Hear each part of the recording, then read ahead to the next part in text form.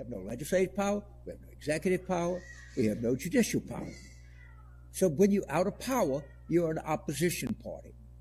And go and tell all of the people that are sending you and asking you for money, justify what you did, justify what you did wrong, and tell us what you're going to do different. Because what you've done ain't worth a shit. Get your head around that. And all of the Washington-based Democrats farting around, going to wine and cheese parties and talking about how misogynistic race is, get your ass out of Washington and go work on a 2026 campaign and do penance to make up for your goddamn arrogance and stupidity. Well, we're going to say, we told you so. We told you this identity shit was disaster. We told you to get out in front of public safety issues. You didn't. We told you to have an open process and demonstrate the magnificent, and staggering, and deep talent that exists in the modern Democratic Party. You didn't. We told you to differentiate yourself from Biden. You didn't. I hate to be some fucking know-it-all, but all of these things are part of the record. I love it. So yeah, no, I think he was right on a lot of places. And honestly, James Carville is actually, using as his finger on the pulse of something. Is he perfect? No. Are any of us perfect? No. I forgot to move my microphone. I forgot to do a bunch of things before I started this crap, so you guys are just gonna have to bear with me. Oh well.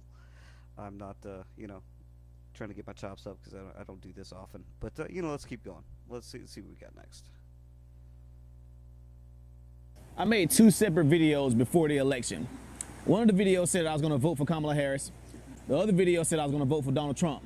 And I just wanted to see the mixed reactions from people and how people would react, because I do a lot of work from my hometown, do a lot of work from my community. I work with young boys. And I never said who I was voting for. But I made those 2 videos because I wanted to show people how they are in reality. I made the Donald Trump video and I made the Kamala Harris video. Under the Kamala Harris video, you definitely had some Trump supporters like, well, we understand that you may have a different opinion or whatever, but we still support what you do. Maybe you'll wake up one day, etc., etc. Things like that. It wasn't nothing vile, wasn't no bad comments or nothing. I made the Donald Trump video. I got people that unfollowed me. I got people saying they can't support nothing I do no more. I got folk calling me all types of names, etc., etc. But what's crazy is all of the Kamala Harris supporters have become what they accuse Trump supporters of being.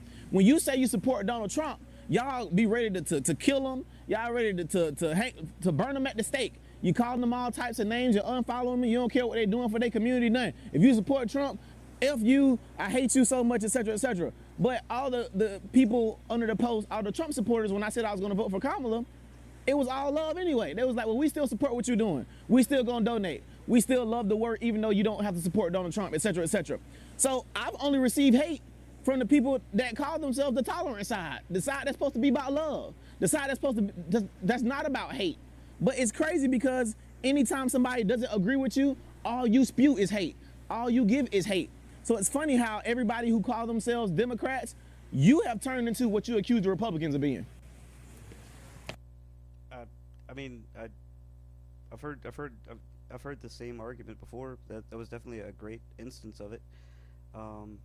There's a lot of people who've been experiencing that and have pointed that out about trying to deal with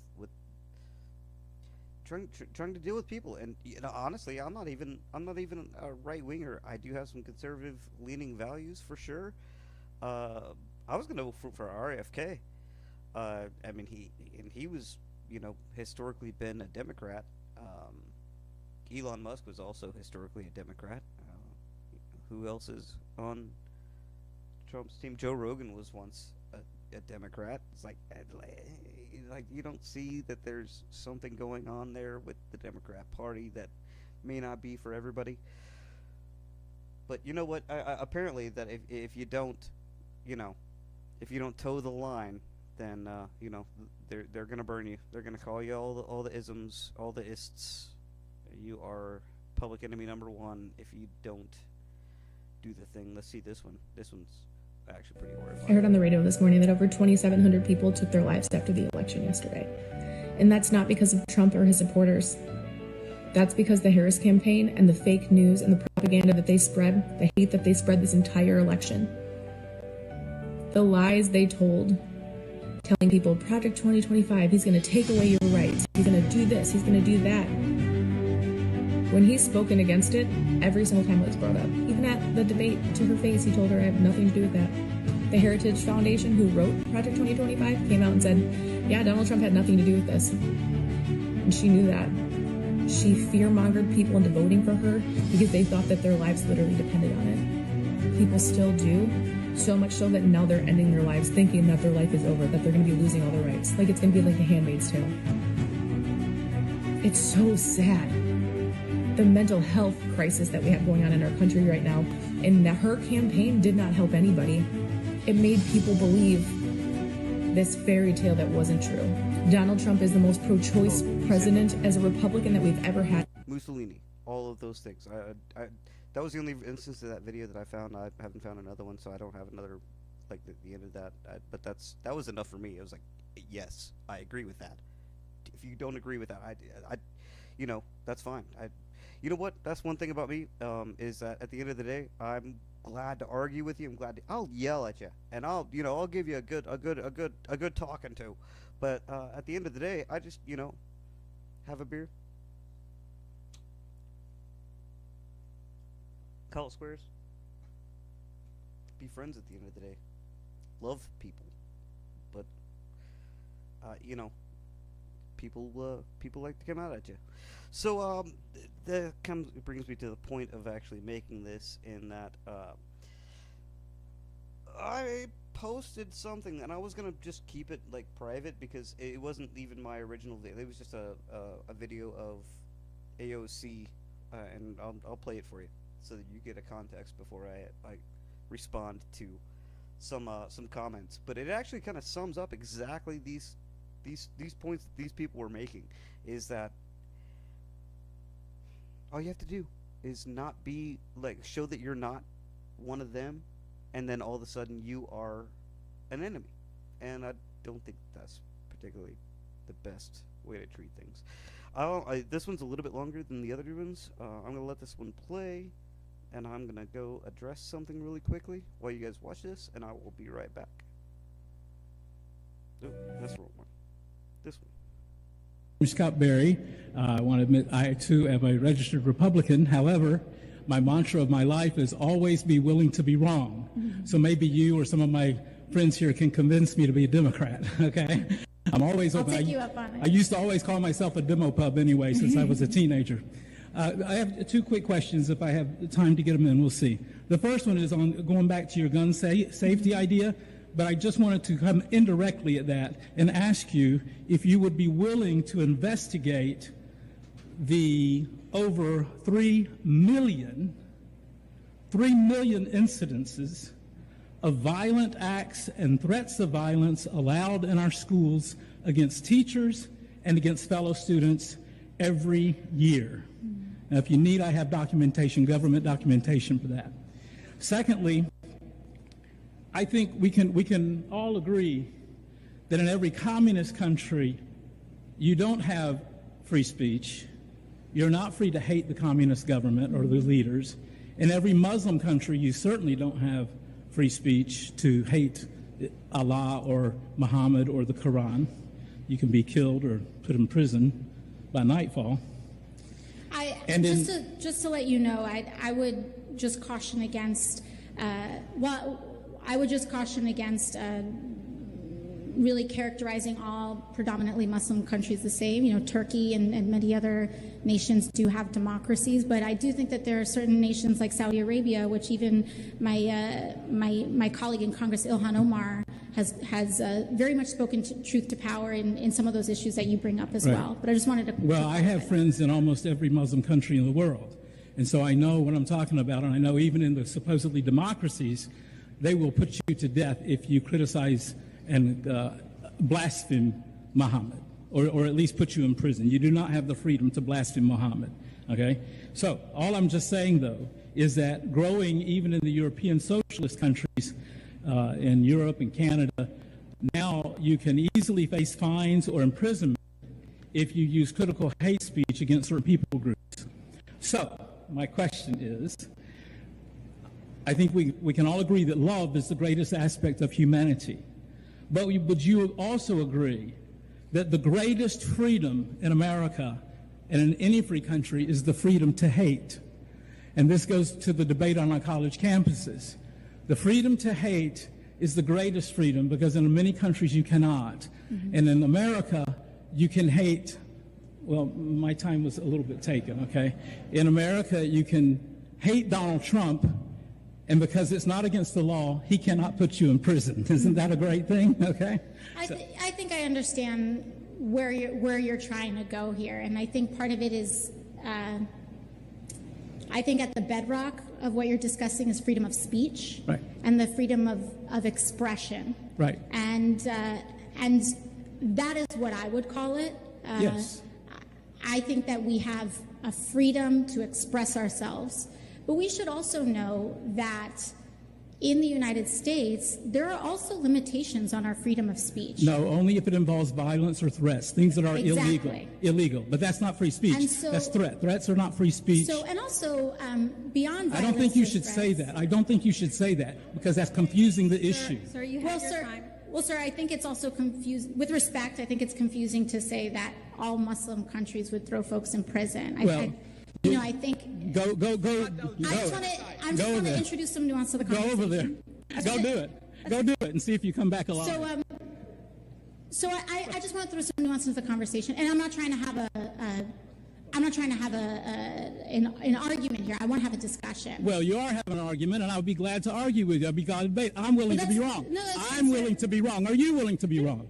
And absolutely, sir. And Good. I'm absolutely open to Good. being proven wrong on many Good. issues. So Good. when it comes, I'll just let you know my perspective. We can disagree at the end of it, but I want to at least let you know my perspective. My perspective is that we absolutely have a protected freedom of speech. Someone can say, I hate so-and-so, and that is protected speech. Sure. When we think about one of the landmark freedom of speech cases brought down by the Supreme Court, one of those cases and one of the verdicts said another form of speech that is not protected is yelling fire in a crowded movie theater. Because you're killing people. That will force people to trample one another. Right. And so that's not protected speech. So You can't. So Right. that's a ridiculous argument. right, sir, but he's saying, if She's arguing in, with me. I in the have the right landmark to speech. answer No, her. sir, it's fine. Because they turned my mic off, okay, so I have to raise my voice. You fascists turn my mic off. Oh, sir, no, it's, and you can turn his mic on. You don't have to cut it off. I did not. Thank you very much. No, it's totally fine. For me, I think, Fascist. and so I think for me, sir, it's my concern is we have freedom to say I hate this, I hate that. Where I do get concerned is where that line is played with so that we have plausible deniability to incite violence against people. I don't think that the president should have tweeted that video that he tweeted. Do I think he should have gone to jail for it? Absolutely not. But I don't think he should have done that. I think that by endangering Congresswoman Omar, he was playing with this line. And Well, I disagree. She endangered herself, okay? That's not endangerment And by sir- showing the truth. So showing the truth is endangerment. It's inciting violence to show the truth. That is fascism. well, sir, I don't think anyone's trying to ban that speech. His right to show the truth of what happened is just as valid as her right It is. to say whatever she wants to say. And sir, that's why that's why there's no charges being brought And up being against criticized him. by you as though there should be charges. No, I don't think there should be charges. I don't Yes, want to make because sure you that I say he's clarify. inciting violence against her. I think he is. That's absurd. You cannot incite violence. Yeah, well, I think he Inciting is. violence is illegal. Right. And so Inciting okay. And sir, I think one of the larger questions that we have here is that if we're explicitly talking about do we have the right to say I hate so and so, I hate this, you even have the right, yes, to be bigoted in America. Absolutely. You absolutely have the right to be bigoted in America. Right. My question is, why do you want to, not you, but why would one want to be bigoted in America? It doesn't matter. Is the I don't want to larger be question. bigoted. I grew up as a conservative Christian. I love every Muslim. I love the Muslims that would kill my family, okay? But I'm telling you that the greatest freedom is for us to allow anyone who wants to hate to That's where the video that I found cut off. And that's all I captured, and that's what I shared. Well, no, actually, that's not where it cut off. Well, that's where it cut to Ben Shapiro challenging AOC to a debate, which she turned into saying that he was catcalling her. Apparently, inviting somebody to debate you is a catcall. It's probably an older video, but so it prompted a response from somebody that I do know personally. I have removed names, protecting people's privacy. I would not dox a person. I don't agree with what they have to say, but I do want to share what they had to say, and kind of go through it a little bit with. Yeah, it's just been in my head, and I'm not sure that it's just not that easy to just like walk away from somebody saying stuff like this. So I did want to discuss it at least a little bit. If the person who made these comments, wants to come and discuss this with me, I'd be happy to have them. But again, for the sake of privacy, I will do the respectful thing, because I don't actually, while that guy might be right that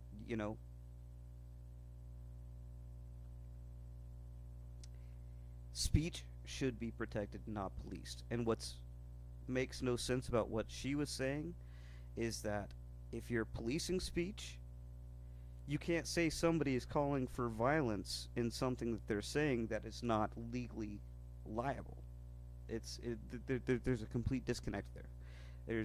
We need freedom of speech. Freedom of speech is the First Amendment. It's the most important amendment, and I'm a libertarian and I believe in freedom. And so, I'm gonna stick with that one. But anyway, let's look at his comments and see if I can respond coherently. Oh, I'm gonna have to look at it under a different view. Oh crap, it's too small. Whenever we hang out, see, like I said, this guy, he does know me. He like we have hung out together. Let's see if I can. I'm getting blind. I'm gonna have to get glasses or something. Oh boy, give me a minute if you don't mind. Let me read these comments properly. I thought I had everything so ready. I knew I wouldn't though.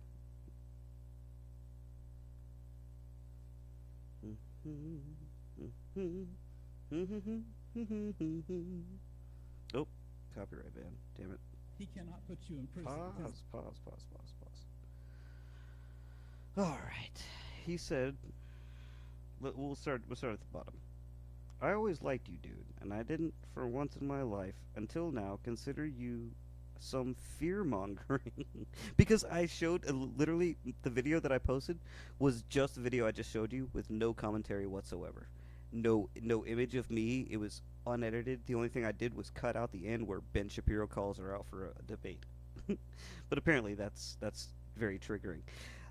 It kind of says more about where this person's mental state was, or what they support, more than it does me, because I just posted it as is. You apparently applied a lot of context to it yourself. And then I liked a comment by somebody who said, I bet the guy got followed home. I didn't reply to it. I liked it, which, you know what? I wouldn't be too surprised, honestly. Fear-mongering, right-wing, misinformation, spewing individual is what I am, apparently. Which I just don't, I'm just not, honestly. I didn't even want to vote for Trump. One of my favorite videos is, it's Lou Perez does a comedy skit where he's like, stop making me defend Trump. It's like, if you lie about, we covered this in some of the videos we just watched a few minutes ago. If anybody was paying attention, you can see very clearly that these people do not accept if you do not toe the line. And if you want receipts for calls to violence from the left,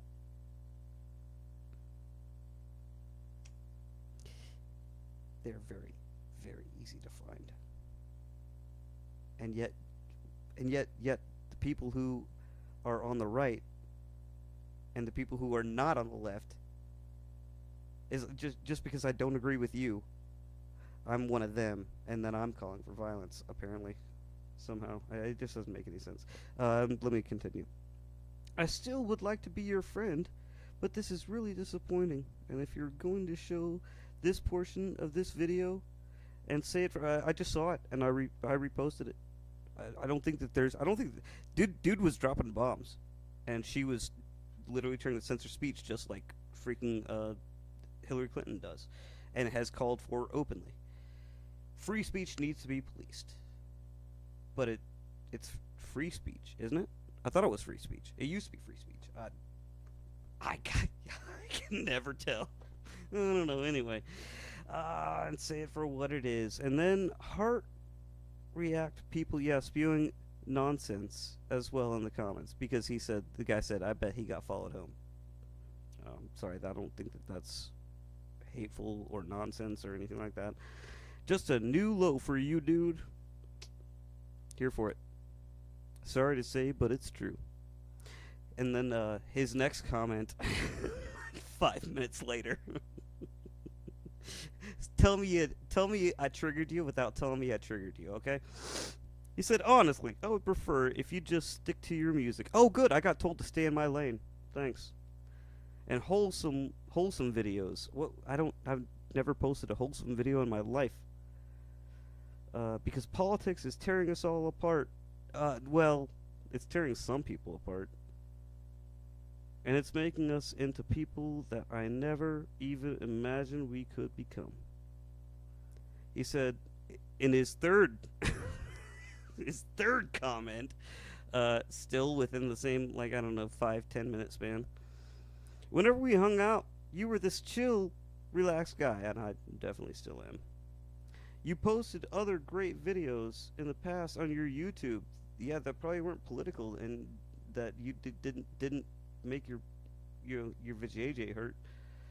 And you were always about positivity. I am absolutely about positivity and peace. Like I said, why don't you come on the show? I'll destroy you, and then we can have a beer together. Peace and friendship. Yes, I do love these things. And karate for everyone. But ever since politics got in the way of everything with everyone, you changed, dude. I changed. I changed a lot because I've only been watching politics my entire life. Yeah. I don't think you know me. Ugh. You changed, dude, and it really sucks to see this.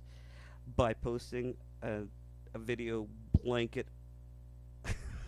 You can't make this shit up. Well, I think that my wife got home, and I think I'm out of time. So, I hope somebody gets a good kick out of this stuff. I did, but I just had to share it. So, everybody have a great day. Be safe. Take care. Love your brothers. Love your neighbors.